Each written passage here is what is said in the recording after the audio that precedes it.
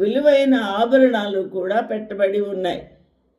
అనగా దేవతలకు విలువైన ఆభరణములను ధరింపచేస్తూ పూజలు చేస్తూ పూజార్పితములుగా వారికి కలిగినవన్నీ కూడా విలువైనవన్నీ కూడా అర్పిస్తారు. అదేవిధంగా ఈ వేశ్యకు సకలమైన బంగారము, రత్నములు, ముత్యములు అవన్నీ కూడా వేసి అలంకరించబడినట్టుగా చూస్తూ ఉన్నాడు.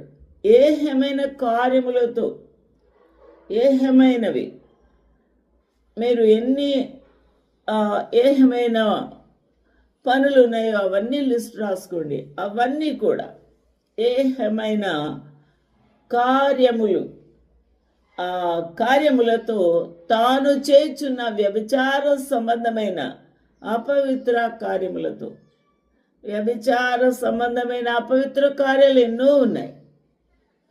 కాబట్టి వాటితో నిండిన ఒక సువర్ణ పాత్రను తన చేత పట్టుకొని ఉండెను. కాబట్టి ఈ యొక్క ధూమ్ర వర్ణ వస్త్రములు కలిగిన ఈ వేశ్య ఆ స్త్రీ చేతిలో బంగారపు పాత్ర, సువర్ణ పాత్ర, దాని నిండా ఏహ్యమైన కార్యములతో నింపుకున్నట్టుగా మనకు 17 రెవల్యూషన్ అనగా ప్రకటన 17:4 తెలియచేస్తుంది. కాబట్టి తాను చేస్తున్న పని ఏంటో, తను ఎటువంటి కార్యములను చేయించుచూ ఉందో భూప్రజలకు, భూరాజులకు అవన్నీ కూడా అందులో నింపుకుంటూ ఉన్నది. కాబట్టి అది ఎంత భయంకరమైన స్త్రీయో, ఎంత భయంకరమైన పాపములతో నింపబడి ఉందో, పాపములు చేయించుచూ ఉన్నదో మనకు ఇప్పుడు అర్థమవుతుంది.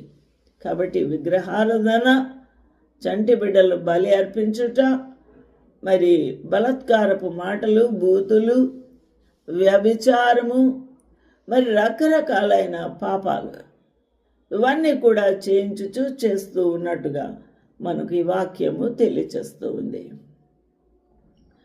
ఈ రోజున మనము చాలా జాగ్రత్తగా ఈ వాక్యాన్ని ఆలోచన చేసినప్పుడు మనము ఎటువంటి దినాల్లో ఉన్నాము. పూర్వకాలం నుంచే, ఎన్నో యుగాల నుంచే ఈ యొక్క అరాచకము జరుగుతూ ఉంది. ఈ అరాచకము జరుగుతున్నప్పటికీ, సత్యవాక్యము వెదజల్లుతూ ఉన్నప్పటికీ కూడా మానవుడు కళ్ళు తెరవలేదు, మానవుడు సరి చేసుకోలేదు, మానవుడు సత్యములోకి రాబట్టబడలేదు.